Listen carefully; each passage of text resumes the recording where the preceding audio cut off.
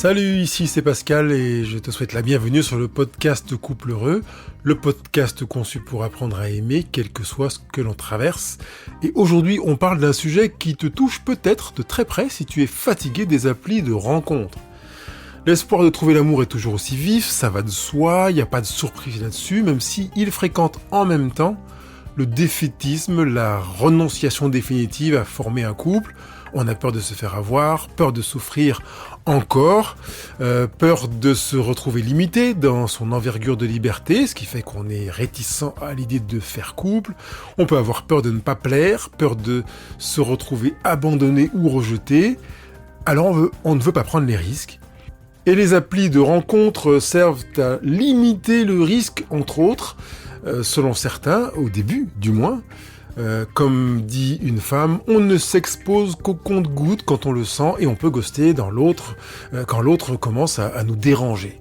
Alors, on ne répond plus ou on ferme son compte, on a disparu. Dans le podcast d'aujourd'hui, bien sûr, je m'adresse à toi si tu es fatigué des applis de rencontre et que tu veux savoir comment t'en sortir sans te faire avoir. On va survoler les 12 applications les plus connues. Je savais même pas qu'il y en avait autant pour tout te dire. Entendre des témoignages de personnes qui ont vécu des expériences assez désastreuses sur les applis de rencontre.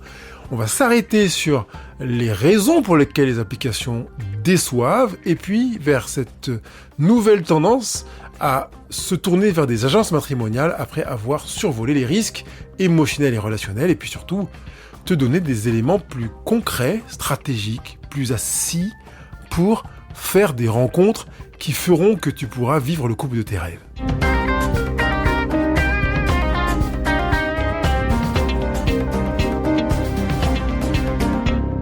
C'est en préparant ce podcast que j'ai découvert qu'il y avait autant d'applis de rencontres. J'en avais entendu, évidemment, Mythic et Tinder étant les plus connus, en tout cas pour ma génération, même si je n'ai pas eu l'occasion de les utiliser.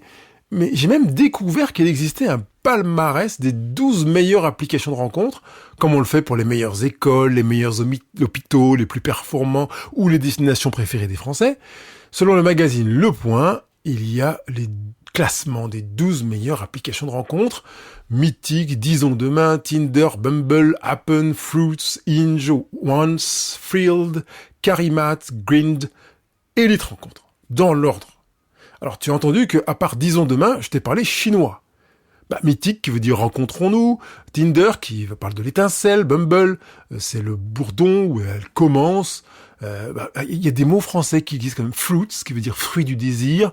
Et évidemment, chacun a ses tendances, ses allusions, ses préférences, ses niches de marché, comme on dit, avec une volonté de faire en sorte que on puisse toucher de la clientèle. Je rappelle juste que les sites de rencontres n'ont pas pour objet de te faire plaisir et de faire en sorte que si tu cherches à rencontrer quelqu'un, tu trouves la personne qui te conviendra, mais de te créer comme consommateur. Ce qu'ils veulent, c'est que tu consommes du site, que tu viennes régulièrement regarder, que même si tu as rencontré un mec ou une nana qui te convient, tu continues à être consommateur ou consommatrice avec des segments qui vont venir faire en sorte que tu resteras dans la boucle, que même tu sentiras un manque à force d'avoir fréquenté ces applis de rencontre pendant des mois, d'avoir senti l'étincelle et la sécrétion d'adrénaline et que tu te dises, mince, si je cesse de chercher, ça va me manquer. Je te rappelle que les applis de rencontre, c'est un business. Alors on parlera aussi des agences matrimoniales. C'est aussi un business. Même si c'est pas le même. Mais de se dire que tiens, les applis de rencontre, c'est un business, c'est comme une sorte de réseau social.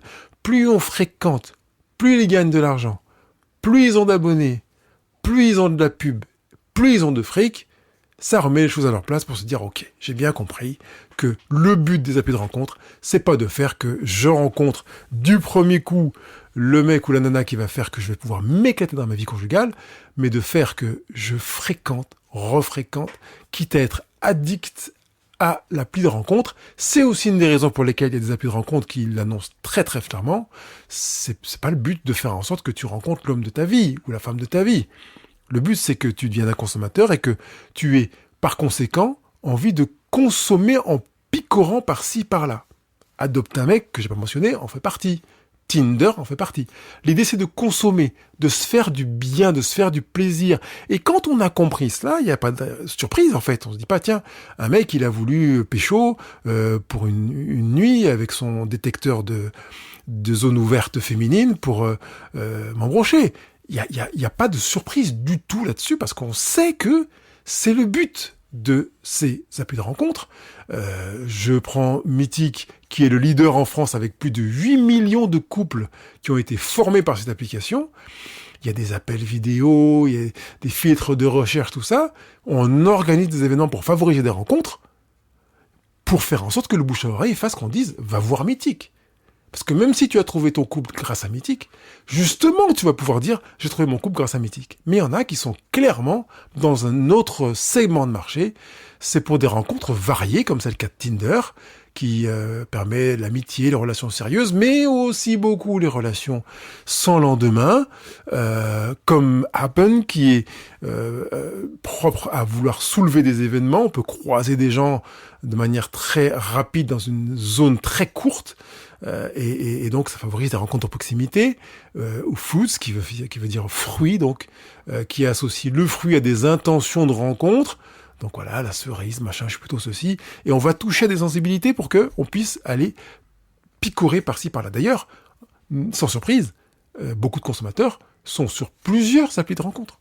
2, 3, c'est rare qu'on me dise, bah oui, j'ai utilisé qu'une seule appli et j'ai pris l'appli hyper sérieuse. Et je rappelle qu'à part les 12 qui sont là dans le classement du magazine Le Point, il y en a d'autres qui sont en niche, vraiment hyper nichés, comme des applis pour des personnes de foi musulmane, des applis pour des personnes qui n'ont pas couché avant, des applis pour des personnes qui sont de même foi religieuse, par exemple chrétienne ou catholique, des applis pour des personnes qui... Voilà, il y a plein encore de niches qui existent et qui peuvent faire que peut-être on peut se retrouver avec des applis un peu plus sérieuses, parce qu'elles sont encore plus hyper nichées, comme on dit dans le business, de la rencontre, des applis de rencontre. Je pense à cette femme qui disait « Je m'arrangeais pour être dans un lieu qui m'était familier, si possible, un bar où je connaissais les gérants ou les serveurs. Ça me rassurait et je savais que si la rencontre se passait mal, je n'avais qu'un regard à faire pour en sortir. » Tu vois, ce genre d'expérience-là montre que cette femme qui est venue à une rencontre était déjà sur ses gardes. Alors c'est vrai que si tu vas à une soirée, un anniversaire, un mariage, je sais pas moi, un bal, des pompiers, je sais où, t'es pas sur tes gardes. Enfin, je veux dire, t'es censé rencontrer des mecs, des nanas, et tout va bien, quoi. Tu viens pas avec des gardes du corps au cas où quelqu'un veuille te faire une proposition.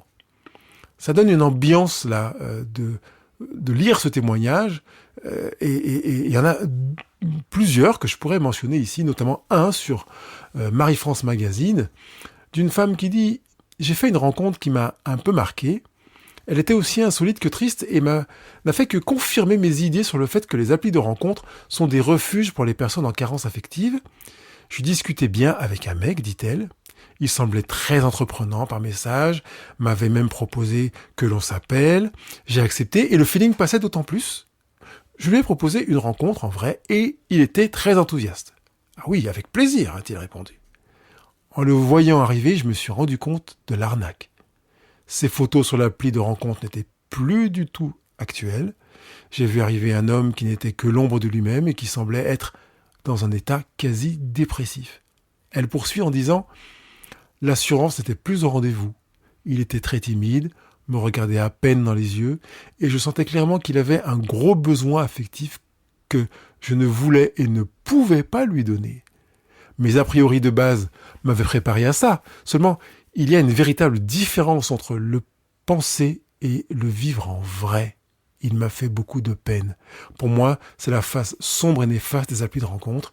Beaucoup se montrent avenants, entreprenants, assurés au travers de leur écran. Seulement, en réel, ce ne sont plus les mêmes personnes. La différence est tout aussi choquante que navrante. Ils n'arriveront jamais à passer la barrière du virtuel. J'en ai rencontré un qui était simplement mal à l'aise au début à cause du stress. Avec lui, on sentait que l'écran de l'appli de rencontre était une vitrine de protection. Il se cachait derrière ce qui lui donnait de l'assurance, une fausse assurance. Et elle poursuit en disant, ou elle termine, « Si un jour je venais être de nouveau célibataire, je ne pense pas retenter l'expérience des applis de rencontre. Je m'étais fixé une période d'1 mois et ça m'a amplement suffi. Dans l'ensemble, j'ai fait de jolies rencontres, mais le processus ne me convient pas. Je trouve ça un peu glauque et trompeur. J'en venais à être dégoûté des échanges, des matchs, etc. C'était trop de gens, trop de conversations entamées sans rien ensuite, trop peu de considération des autres, trop de mots déplacés, trop de sexualité, trop relou, trop ghosting, etc. Je remercie cette femme pour ce témoignage, et en même temps, il y en a qui sont hyper enchantés des avis des sites de rencontres. Parce que soit ils peuvent coucher quand ils veulent à gogo, hein, c'est la grande surface des possibilités, soit ils sont tombés du premier coup sur un mec ou une nana qui leur convenait, soit ils n'ont pas vraiment envie d'investir et ils se disent bon voilà c'est comme ça, moi je suis en dépendance et j'ai besoin d'eux. Alors effectivement, si on est dans la posture du consommateur qui cherche à pécho et à trouver quelqu'un ou quelqu'une qui correspondra, on est au bon endroit. Je pense à Elena du blog Elena sans H qui dit « Les applications de rencontre, comme tous les réseaux sociaux, sont faits pour créer une forme d'addiction construite autour de stimulation d'hormones. » Elle l'a bien compris, et elle l'a compris à son corps défendant parce qu'elle est passée par des expériences qu'elle décrit très clairement sur son blog pour dire que c'était vraiment quelque chose de fatigant, au point de générer une lassitude. Et cette lassitude, elle semble collective. Depuis 2022, 2021, 2022, on a plusieurs articles qui annoncent la fin des sites de rencontres, des applications de rencontres. Je ne sais pas si la fin est sur le point d'arriver, mais en tout cas, elle a été annoncée depuis 2022, 2023, 2024, 2025, encore en janvier. Un article dont je mentionnerai sans doute un élément, avec les 9 raisons pour lesquelles les applications déçoivent. Le magazine Le Point et GQ ou Slate explique cette fatigue en disant que c'est pas une impression passagère. Et je dis bien depuis 2022. C'est un vrai phénomène de fond, disent-ils. La promesse de départ était simple, t'aider à retrouver quelqu'un plus facilement, plus vite. Résultat, des heures à sweeper, des matchs sans réponse, des discussions qui s'effondrent au bout de 3 messages et parfois des vraies blessures émotionnelles des personnes qui ont du mal à s'en remettre. Et cette fatigue, elle s'appelle le dating burnout. On a même inventé un nom pour des gens qui font du speed dating ou bien des rencontres avec des applications et qui se retrouvent fatigués, épuisés, lassés par les hauts et les bas des sécrétions hormonales, des rencontres décevantes, des faux profils ou des profils fakés, aménagés, arrangés. On a même recours à des prestataires de services qui vont aménager le profil en disant surtout ne mets pas ça, mais plutôt ci, mais plutôt telle photo. Voilà, donc effectivement, on se retrouve avec quelqu'un dont la photo date de 3 ans, qui ne correspond pas vraiment à ce qui était écrit sur le papier. On pourrait dire que cette lassitude est normale parce que les applis sont pensées comme des produits. Tu deviens un profil, une vitrine, et tout ce qui est profond ou fragile devient étouffé dans un flot de sollicitations superficielles, étouffé avec les coachs en amour, étouffé avec les conseillers qui améliorent le profil pour augmenter les matchs et faire en sorte que tu te feras berner par quelqu'un qui viendra en rencontre et dont le profil sera sublime, et puis quand tu seras avec lui, en face de lui, eh bien, tu risques d'être déçu. Attention, j'ai bien dit, tu risques d'être déçu, mais tu peux aussi risquer d'être heureux de trouver quelqu'un ou quelqu'une. D'accord ? Soyons fair-play en jouant franc-jeu. D'ailleurs, je reviendrai à la fin de cet article sur cette dimension du risque à vouloir faire couple. Mais d'abord, je voudrais m'arrêter sur un article du Roast Dating de Ben Bailey, un article publié en janvier 2025 qui liste 9 raisons majeures pour lesquelles les applis ne fonctionnent pas ou fonctionnent très mal. Voilà les 9 raisons qu'il a répertoriées. 1. Il y a trop de choix. Et trop de choix tue le choix. 2. L'algorithme ne te connaît pas en fait. Il ne fait que recycler tes profils. Donc il va améliorer les choses à partir de ce que tu as posté précédemment, mais il ne te connaît pas, donc il ne peut pas l'améliorer à partir de ce qu'il n'a pas reçu. 3. Les attentes ne sont pas alignées. Certains veulent un coup d'un soir et d'autres le grand amour. Or, les sites n'ont pas suffisamment à gagner, à sectoriser en disant ça c'est pour un coup d'un soir, allez à gauche. C'est pour l'amour d'une vie, allez tout droit. C'est pour aller à droite. Non, on met tout dans le même panier en espérant justement que, vu l'ampleur du choix, tu passes du temps à naviguer, parce que je rappelle que plus tu restes sur l'application, plus ils gagnent d'argent. 4, les gens ne sont pas honnêtes sur eux-mêmes. C'est pas parce que forcément ils ne veulent pas être honnêtes, c'est parce que par nature, on va dire, on n'est pas suffisamment lucide sur soi. On pense qu'on aime le sport, mais parfois on aime le sport parce que l'autre aime le sport. D'accord ? Combien de couples qui me regardent dans les yeux se retrouvent ensemble aujourd'hui et au début, il aimait le sport, puis maintenant il fait plus de sport. 5, la culture du zapping empêche l'engagement. Parce qu'en fait, si ça te va pas, paf, je te jette, j'en prends un autre. Il y a tellement de choix. 6, la dépendance à la validation extérieure. Elle est énorme. Ça veut dire qu'on va vouloir que quelqu'un valide notre choix. Une manière encore de limiter le risque. 7, le temps investi ne garantit rien. Donc on passe beaucoup de temps, parfois trop de temps, comme on le fait sur un réseau social, en perdant de son temps, alors qu'on est en train de penser qu'on investit de son temps. 8, le ghosting est devenu normal. Ça veut dire que quand quelqu'un nous plaît pas, ou qu'on en a marre, ou qu'on a couché, que c'est ce qu'on voulait, on répond plus, on disparaît, ou pire, on ferme son compte. Et c'est un système sans accompagnement. En fait, on n'a pas de capacité à savoir qui nous correspond. On est sur un site de rencontre, et c'est celui ou celle, alors généralement c'est celui qui postule, que l'on aura en face. En fait, on ne peut pas avoir accès à ceux qui n'ont pas candidaté. Donc évidemment, et à ceux qui ne sont pas candidatés parce qu'ils ne sont pas inscrits, par exemple. Et beaucoup d'hommes et de femmes disponibles, géniaux et géniales, ne candidatent pas sur les sites de rencontres. Donc on aura, entre guillemets, le reste, ceux qui restent, ceux qui ont choisi de remplir un profil. Et qui peut-être donnent déjà à penser que s'ils ont rempli un profil, c'est qu'ils n'arrivent pas dans la rencontre naturelle à créer des relations. Pourquoi ils n'y arrivent pas ? Est-ce qu'on se pose cette question ? Pourquoi tu es sur Tinder, sur Mythic, sur Gringe, sur Fruits, etc. Pourquoi tu vas pas sur un stade de foot, en soirée, en réunion, au boulot, en voyage, sur la plage, dans un bar, dans un resto et rencontrer quelqu'un ? C'est parce que tu peux pas aller dans un bar, dans un resto, sur la plage, jouer aux boules, etc. Qu'est-ce qui fait ça ? Et le fait de se poser cette question, je pense, est un moyen de déjà se positionner clairement. Je sais que des personnes n'ont pas le temps de proposer la rencontre. Une hôtesse de l'air qui me confiait qu'elle avait confié son dossier à une agence matrimoniale, pas un site de rencontre, on viendra sur les agences matrimoniales dans un moment, parce que elle n'avait pas le temps. Elle était toujours entre deux vols, entre deux hôtels, et qu'elle n'avait pas le temps de chercher à rencontrer quelqu'un. Ok, et ça peut être entendable, mais en même temps, vraiment, madame, si tu veux vraiment rencontrer quelqu'un, si c'est important pour toi, tu verras que tu trouveras le temps, parce qu'en fait, on trouve systématiquement le temps pour ceux qui comptent vraiment.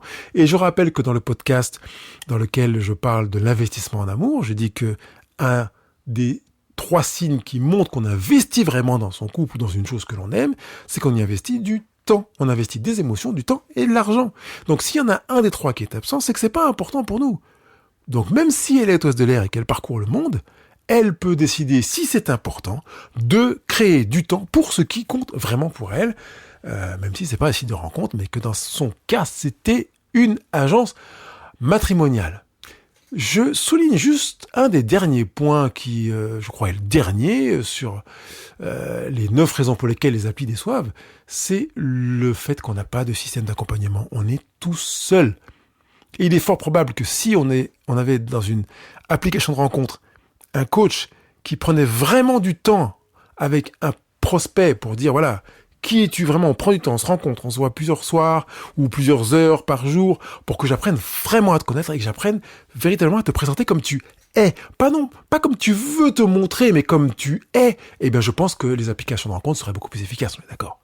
Parce que je sais qu'il est possible qu'on ne sache pas se montrer comme on est, parce qu'on n'est pas conscient que des qualités qu'on a sont des qualités. Parfois, on ne se connaît pas suffisamment. On estime qu'il faudrait qu'on mette en avant tel aspect de nous-mêmes, alors que il fait bof aux yeux de quelqu'un, et qu'on en masque un, ou qu'on en minimise un, qui serait considéré comme étant génial par un interlocuteur. Donc, apprendre à se connaître, mais quand je dis se connaître, c'est aussi apprendre à s'apprécier comme on est, apprendre à s'accepter comme on est, pourrait être une puissance énorme dans un site de rencontre, mais qui n'a pas envie de passer du temps à faire ça avec toi, parce qu'en fait, ça leur bouffe trop de temps, ils n'ont pas envie de passer du temps. C'est un système automatisé qui a pour objet de faire en sorte que on passe pas de temps avec toi. Tu te débrouilles comme un grand.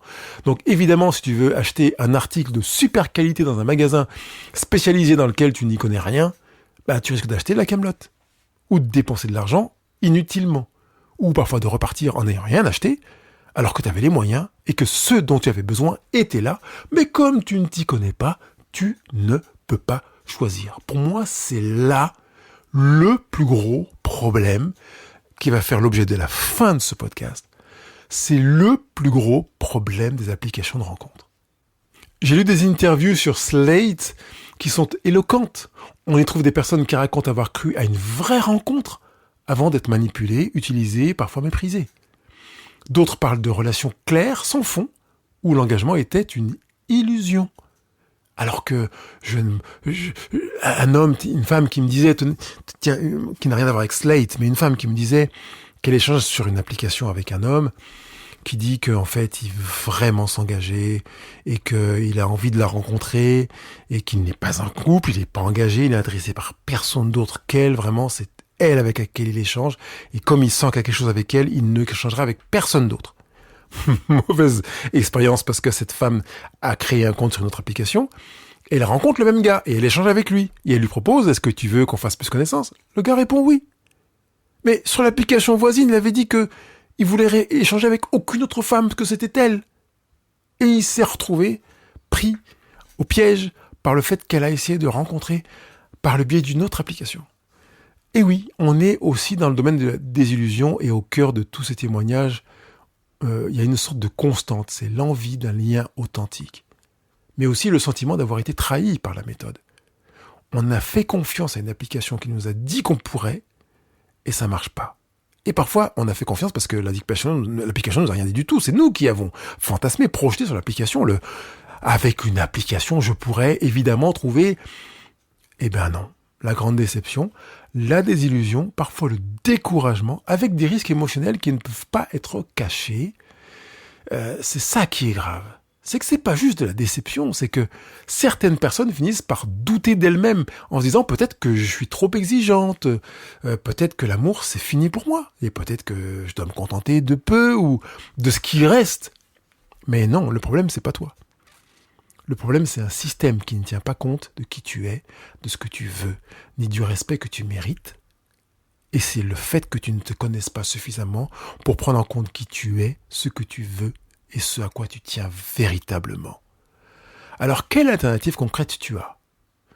Avant de venir aux alternatives, il importe de dire qu'aucun type de rencontre n'exclut le risque de déception, de manipulation, de ghosting ou autre, des mésaventures dénoncées sur les sites de rencontres. Avant, quand je dis avant, c'était quand les annonces, c'était dans le journal, quand j'étais ado. On mettait des petites annonces dans le journal. Il y avait des rendez-vous, et puis il y en a des deux qui venaient pas. On n'appelait pas ça du ghosting, parce que l'anglicisme n'avait pas envahi notre hexagone, mais ça s'appelle du ghosting aujourd'hui. Rencontrer quelqu'un est un risque en soi. Vouloir rencontrer quelqu'un est un risque. On ne sait jamais sur qui on va tomber. Et je prendrai le temps d'y revenir à la fin du podcast. Ça me rappelle d'ailleurs Forrest Gump. Ma maman disait toujours que la vie, c'est comme une boîte de chocolat. On ne sait jamais sur quoi on va tomber. Rencontrer quelqu'un, c'est un risque. Et une tendance est en train de refaire surface, c'est de faire que la population qui utilisait les applis de rencontre est en train de glisser progressivement vers les agences matrimoniales. Et de plus en plus d'agences matrimoniales voient des jeunes arriver. Et ce ne sont pas que des gens âgés, j'insiste, des jeunes qui les consultent. Aujourd'hui, 1/3 des clients des agences comme Unisys ont moins de 35 ans. J'ai cité Unisys, mais je n'ai aucun intérêt business, donc là-dessus, c'est pour ça que je suis aussi à l'aise, que ce soit sur Unisys ou sur toute autre mention de marque, magazine Le Point ou autre que j'ai mentionné ici. Je ne reçois aucun centime de quiconque. J'ai la liberté de parole sur les podcasts Couple Heureux. Pourquoi ce retour vers la rencontre avec, je dirais, les agences matrimoniales? Pourquoi? On parle du speed dating quand c'est une application, parce que rapidement on peut rencontrer quelqu'un. Contrairement au slow dating, qui est le système des agences matrimoniales, des agences de rencontres. Parce qu'il y a un besoin de structure, d'accompagnement et de clarté. Une agence travaille avec des pros. Elle fait un tri cohérent. Elle te pose des questions. Elle te demande qui tu es, ce que tu fais, pourquoi, quelles sont les rencontres que tu as eues, les relations que tu as eues, où tu as été déçu, où est-ce que tu as été heureux. Elle s'intéresse vraiment à ce que tu recherches et un peu plus à qui tu es. C'est plus toi seul face à ton écran, mais t'es guidé, t'es soutenu, t'es pris dans un réseau, on t'accompagne. Parce que les agences, elles ont intérêt à ce que tu trouves. Et à ce que tu trouves correspond quelque chose qui correspond à ce que tu veux. Ça veut dire que si tu veux un plan d'un soir, je te vends des plans d'un soir. Mais si c'est pas ce que tu veux, tu dis je veux vraiment pas un plan d'un soir, elles ne te proposeront pas un plan d'un soir. Les applis, c'est un peu la pêche au hasard dans une rivière trouble. Tu lances ta ligne sans savoir ce qu'il y a dessous. Les agences, elles ressemblent davantage à un cabinet de recrutement. C'est comme une agence d'intérim, mais pour l'amour. Elles prennent le temps de comprendre ton profil, tes critères, ton rythme, tes rencontres antérieures, etc. Et là, je vais te dire quelque chose d'essentiel. Quand tu choisis une stratégie adaptée à qui tu es, ça change vraiment les choses. En réalité, il existe au moins 3 stratégies pour ne pas occulter la rencontre fortuite qui se vit dans des activités que l'on peut qualifier d'ordinaires, comme une fête, un anniversaire, une sortie rando ou autre. Il n'y a pas que les applis de rencontre et les agences matrimoniales. Je rappelle juste que les agences matrimoniales qui sont nées 19e, 20e siècle et les applis de rencontre qui sont nées au 20e siècle, on a quand même beaucoup plus d'histoires et d'expériences de rencontres fortuites que j'appelle les rencontres ordinaires. D'ailleurs, je préfère de loin le candidat qui se trouve dans une rencontre que j'appelle ordinaire. Il ne sait pas qu'il est observé. Il n'est donc pas en représentation pour chercher à plaire et satisfaire quelqu'un. Il ne dit rien de lui, si ce n'est ses attitudes, sa manière de parler à d'autres, et tant d'autres points qui sont présents dans un programme dont je vais parler dans un instant. Mais tu entends bien que dans ces rencontres ordinaires, on n'est pas en représentation. On ne cherche pas à plaire. On est avec des potes, on est avec des collègues, on est au boulot, et une nana ou un mec nous regarde. Il nous observe. Il nous voit rire, pleurer, il nous voit se moquer, il nous voit être sérieux, il nous voit consoler, écouter. Et à partir de là, il commence à se faire une idée. Elle peut être complètement fausse. Mais on est déjà plus proche du réel. Et je pense que si tu réalises à quel point te rapprocher du réel donne davantage de sens à qui tu es, tu auras envie de te rapprocher du réel. Or, dans ce panorama dans lequel je t'ai présenté 3 approches, l'approche avec les applications de rencontre qui est virtuelle et beaucoup plus loin du réel, l'agence matrimoniale qui est un peu plus proche du réel parce que tu es avec de l'humain, et puis la rencontre fortuite que je qualifie d'ordinaire, je préfère celle qui se rapproche le plus du réel. Mais évidemment, t'as pas le temps. Évidemment, tu sais pas comment faire. Évidemment, et tu veux peut-être trouver des hypothèses pour dire que tu sais pas. Oui, évidemment, t'as pas le temps de sortir, tu sais pas comment faire, tu sais pas où rencontrer des gens. Mais peut-être que tu as besoin de recommencer à vivre en réalité. Refaire des séjours de vacances, repartir faire de la rando, faire de la balade, aller à la piscine, à la patinoire, jouer, te poser, être là sur la plage, dans un resto, et rencontrer quelqu'un. Pas pour pécho, rencontrer quelqu'un parce que tu as envie de parler à lui ou à elle. Et l'idée, il n'y a pas de programme de lendemain. C'est je rencontre un gars sur l'arrêt du bus ou la station de métro, et on discute parce qu'on discute. On discute pas pour pécho. Ça paraît un autre monde que je suis en train de te dire, d'autant plus que peut-être tu fais partie de ces nanas qui te trouvent siffler 3 fois par jour avec des mecs qui te font des cœurs avec les doigts et qui essaient de te suivre. Mais tu sais bien que ce ne sont pas des gens qui sont intéressés par toi. Ils sont intéressés par ton shape of you, comme dirait Ed Sheeran, ton anatomie, comme dirait Gloria dans Madagascar. Donc, on a un élément très clair qui est là, évident. Bien sûr que je ne vais pas me laisser attirer par ces 2 profils-là, mais je sais que je peux rencontrer des personnes dans des milieux ordinaires, normaux. Et ma question, je la repose, pourquoi tu ne rencontres pas des gens dans des endroits ordinaires ? Pourquoi tu ne rencontres pas des gens autour de chez toi ? Pourquoi tu ne sors pas en après-midi à un anniversaire, à une balade, à une randonnée, dans un voyage ? Tu le fais, mais tu le fais avec les yeux fermés, parce que tu préfères être dans un train avec des inconnus et ne regarder personne, et regarder l'application de rencontre ? Ou bien ton profil sur l'agence matrimoniale, voir si quelqu'un a candidaté ? Pourquoi tu n'as pas posé ton téléphone et regarder autour de toi ? Où que tu sois, que tu visites la caserne des pompiers, que tu fasses ta journée du patrimoine, que tu sois au feu d'artifice du 14 juillet sur la plage, ou en train d'aller à la déchetterie. tu peux garder les yeux ouverts sur celui ou celle qui est en face de toi et qui peut faire l'objet d'une rencontre ordinaire. C'est tellement assez interpellant quand même de se dire que, comme l'a dit une dame tout à l'heure, peut-être qu'on se protège derrière ces vitres d'application parce qu'on a peur. Et si tu reprenais les rênes avec un programme clair. Dans le programme 30 jours pour bâtir le couple de ses rêves, je travaille avec toi pour que tu apprennes à découvrir quels sont tes rêves, tes aspirations, tes désirs, tes projets, tes envies. Parce qu'en réalité, le couple dans lequel tu vas te développer est un couple qui correspond à tes rêves, tes envies, tes désirs, tes aspirations et tes projets. C'est pas suffisant d'avoir un mec ou une nana qui aime le sport comme toi ou qui aime les tableaux comme toi. Mais quel est son rêve, quel est son désir, ses aspirations, ses projets, ses envies? Je sais pas. Alors si, dans le dating, quand on s'est rencontrés, il m'a dit qu'il voudrait avoir une maison à la campagne, qu'il veut avoir 2 enfants et qu'il aime l'art pictural et plutôt la période art moderne.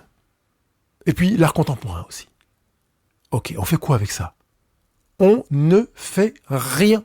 Je t'annonce qu'on ne fait rien. C'est pas avec ça qu'on crée un couple. Tu sais pas comment il fonctionne avec sa mère, tu sais pas comment il a fonctionné avec ses ex, sauf s'il te raconte comment il a fonctionné avec ses ex. Mais moi, je peux te raconter comment j'ai fonctionné avec mes ex pour réussir à faire en sorte que ça te plaise d'entendre comment j'ai fonctionné avec mes ex, mais pas de te dire la vérité de comment j'ai fonctionné avec mes ex. Je dis à combien de clients que si j'étais en speed dating avec une nana, je sais exactement comment faire. Ça dépend de ce que je veux faire. Si je veux coucher avec elle, je vais pas coucher avec elle. Si je veux faire ma vie avec elle, si je veux la faire sourire, la faire rire, parce que j'ai une aisance communicationnelle qui fait que je sais comment faire. Donc ceux qui savent bien communiquer, ils peuvent pécho comme ils veulent. Ouais. Sur les applications de rencontre, ah oui, c'est sûr. En speed dating, c'est sûr. En relation réelle, ça devient moins sûr. Bah ouais.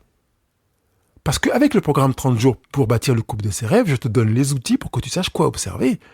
Que tu fermes tes oreilles, que tu écoutes pas les blablas et les pipeaux de ces mecs et de ces nanas. Ah mais moi ceci et moi cela et patati et patata, mais que tu écoutes avec tes yeux. Tu écoutes avec tes yeux. Oui, t'as pas appris, je sais, mais c'est pour ça que je l'ai mis dans le programme 30 jours pour bâtir le couple de ses rêves. Avec ce programme, tu fais le tri de tes attentes. Tu identifies tes schémas relationnels. Tu projettes tes rêves. Tu sais où tu vas, tu sais pourquoi tu y vas. Tu sais quels sont les éléments de compatibilité et d'incompatibilité conjugale. Tu sais comment créer un terrain commun. Parce que tu sais d'abord ce qu'il y a dans ton terrain à toi. Tu sais ce que tu attends du terrain de l'autre. Tu sais quelles sont tes valeurs. Tu sais comment on travaille sur des valeurs communes. Tu sais tellement de choses que tu te retrouves en sécurité et en paix intérieure pour te dire je peux rencontrer un mec ou une nana et serein. Pas de problème, il n'a pas besoin d'ouvrir la bouche. Je vais apprendre à le connaître, je sais le lire. Soyons honnêtes. Tu ne peux pas espérer pêcher un poisson rare dans une rivière polluée. Ce que tu veux prendre, comme poisson, permets-moi, ça fait penser à Adopte un mec d'ailleurs avec le caddie. Tu sais où tu vas les fréquenter, parce qu'en fait dans le programme 30 jours, je vais te donner les éléments pour que tu arrives à fréquenter ces gens là où tu veux, parce que ça correspond à ce que tu es. Et il est même possible que même si tu crois que tu sais qui tu es, tu ne sais pas que tu sais qui tu es, parce qu'en fait il y a plein de personnes qui me disent purée avec ce programme 30 jours, la première chose qui m'a marqué c'est que j'ai appris à me découvrir. Je savais même pas que j'aimais ça et que je rêvais de ça. Donc du coup, par voie de conséquence, je fréquentais pas les milieux dans lesquels je me sens bien. Oui, tu as changé de lieu de fréquentation sans doute. Attention, les applis ne sont pas mal en soi, mais elles ne sont qu'un outil. Et si tu veux construire une relation solide, stable, sincère, il est peut-être temps de poser ton téléphone et de te poser les bonnes questions. Est-ce que la stratégie actuelle te respecte? Est-ce qu'elle t'élève? Est-ce qu'elle t'amène dans la bonne direction? Est-ce que tu sais quelle est la bonne direction pour toi, d'après toi? Si la réponse est non, il est peut-être temps de passer à autre chose. Alors je t'invite à découvrir le programme complet, 30 jours pour bâtir le couple de ses rêves.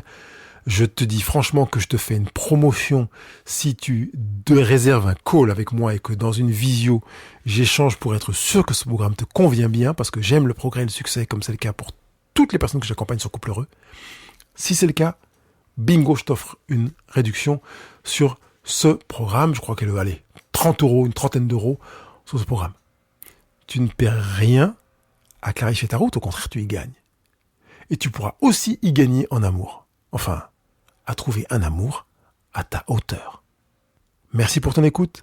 Prends soin de toi et surtout reste fidèle à ce que tu veux vraiment vivre, toi, à ce que tu veux, toi, pour toi.